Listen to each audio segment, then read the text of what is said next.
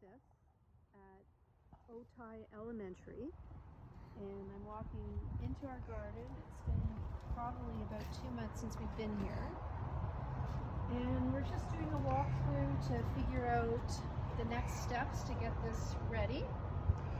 So we obviously have a lot of cleanup to do. We have a lot of weeds, which we'll take a closer look at the back of the garden. We have a future garden bed that it looks like the preschool teachers are starting to put together here, so we can discuss that later. We would like to utilize this area here as our instructional area. We used to have big, huge bales of hay, and I would put the tarp over it, but it wasn't the best seating area anyway, because the kids spent more time sliding off the hay. We'd like to take all the existing cinder block that we're getting rid of as we create new beds, and we're going to take them and lay them like this and use some of the existing wood and perhaps getting donated or new wood and laying it on top, and we'll create probably 4 or 5 rows of seating here.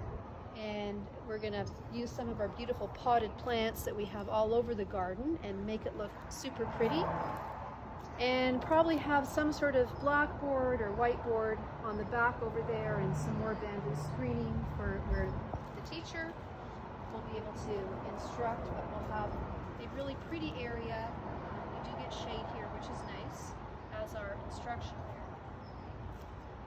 Moving in this direction, we have 2 picnic tables. We have a newer one that is not a broken one, and we are going to rearrange this whole area here so that we have the 2 tables that we can use for students doing seated work, which we used a lot last year, and it can become a center or a station.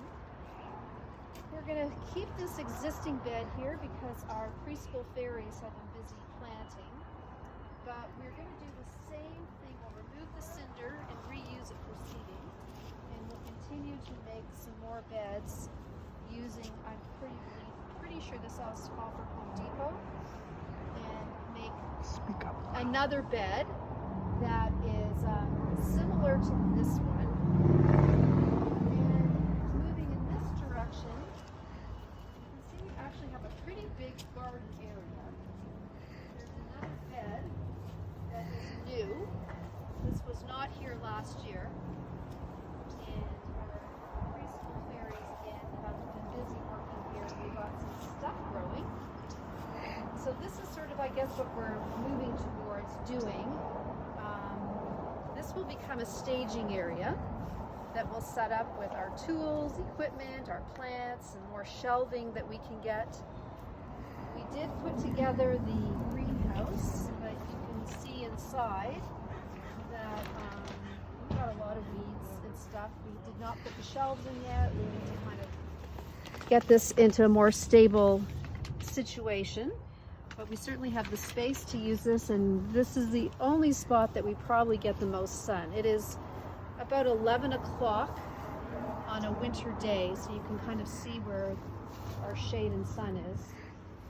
And this is sort of the area. We don't want to disturb our passion fruit, our avocados, but we have a lot of space. We're not sure how we're going to utilize it. Ideally, we'd build another bed, but I think our focus is, at this point, is getting the beds we have functional and not building any new ones until we have the budget to do that. We did get another donated bed. This was not here, so perhaps we keep this bed where it is probably the best idea. We have our worm compost, vermiculture over here. We have the other compost is kind of, I'm not sure where it went to, but it's in one of the beds, but it's not in use right now. And this area here was sometimes used by a second class. They would come into the garden, and it may be an art class or a science class, but it was nice to have another area so that 2 classes could be in here at the same time. We just have a lot of major cleanup to do here. I would love to turn this area into kind of a more reflective reading area, a quiet spot, and make that happen with existing materials. We do have a shed that's broken and kind of hard to get into. And that is basically for now the scope of what it is that we need to do.